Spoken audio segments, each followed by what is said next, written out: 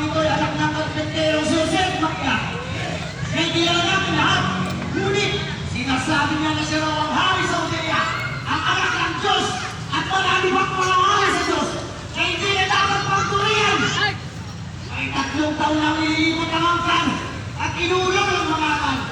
Hindi ginagalang ang batas ng ating mga ninuno at gumagamot ng alambawa ng kapwa tao kahit hindi araw ng Sabado.